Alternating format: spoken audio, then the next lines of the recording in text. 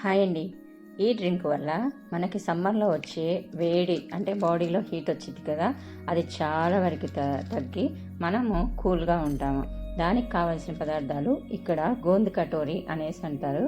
అది ఒక్కొక్కళ్ళు ఒక్కొక్క రకంగా పిలుస్తారు. ఇది ఏ సూపర్ మార్కెట్లో అయినా మీన్స్ కిరాణా కొట్లో అయినా కానీ ఈజీగా మనకి అవైలబుల్ ఉండిద్ది. దానిలో 4-5 పలుకులు వేసుకున్నామంటే మనకి కొంచెం ఉబ్బినట్టుగా వచ్చిద్ది, వైట్గా ఫామ్ అయిద్ది అన్నమాట. సో ఒక 3 అవర్స్ నానేసుకోండి. లేదు అని అంటే ఎర్లీ మార్నింగ్ లేచేవాళ్ళు పిల్లలు బాక్స్లోకి కట్టాలన్నా అంటే వాటర్ బాటిల్ వేసి పెట్టాలన్నా కానీ ఇది ఓకే అయింది. నెక్స్ట్ వచ్చేసి సబ్జా గింజలు తీసుకోండి. సబ్జా గింజలు కూడా మనం ఇది నానబెట్టుకునేటప్పుడే నానబెట్టేసేసుకుంటే అయిపోయిద్ది.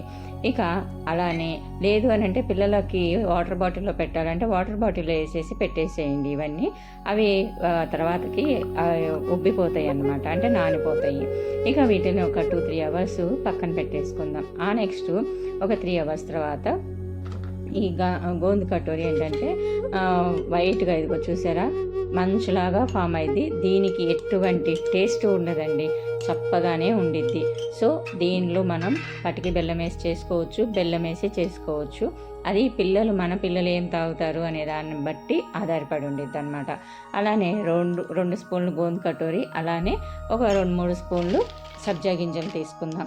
ఈ ఐస్ క్యూబ్స్ నేను ముందే చేసి పెట్టుకున్నాను. మాకు కరెంట్ ఎక్కువ పోయేది కాబట్టి ఐస్ క్యూబ్స్ చేసుకున్నాను. లేదు అంటే కూల్ వాటర్ కూడా తీసుకోవచ్చు. అలానే అందులో హాఫ్ లెమన్ స్క్వీజ్ చేసుకోండి.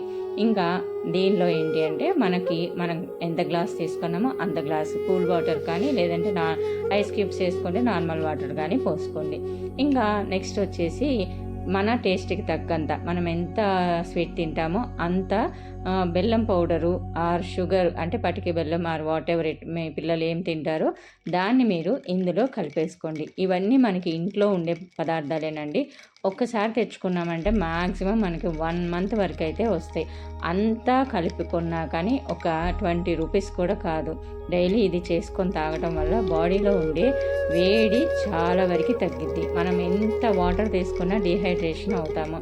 అలానే ఇవి తీసుకోవడం వల్ల ఒక రకంగా మనం వెయిట్ లాస్ కూడా అవ్వచ్చు. ఎలా అంటే ఇవి తీసుకున్న తర్వాత చాలాసేపు కడుపు ఫిల్గా ఉండిద్దండి.